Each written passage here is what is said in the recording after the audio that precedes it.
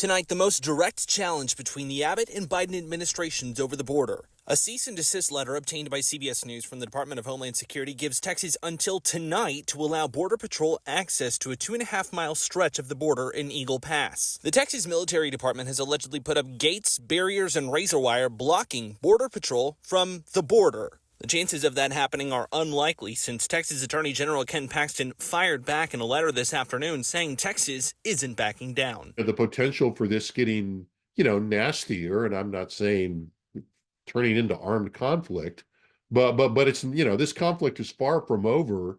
Behind all this, news of the deaths of 3 migrants, a woman and 2 children who drowned in the river last week, with congressional Democrats blaming Texas and Texas blaming the Biden administration. A new Supreme Court filing shows federal officials were informed by Mexico of the deaths, and when a Border Patrol official went to Shelby Park, they spoke through the closed gate, and Texas National Guardsmen refused to let Border Patrol enter because they had been ordered not to allow Border Patrol access to the park. In a statement, the Texas Military Department says the migrants had already drowned by the time Border Patrol approached the park. Governor Greg Abbott and now Attorney General Paxton saying those deaths are the fault of the Biden administration for what they call an open border. Democrats, though, already calling this new initiative deadly. We've already seen moms and kids get hurt or even drown in the river because they aren't getting help from the governor. Congressman Joaquin Castro in a press conference calling on Biden to intervene further. President Biden needs to consider federalizing the Texas National Guard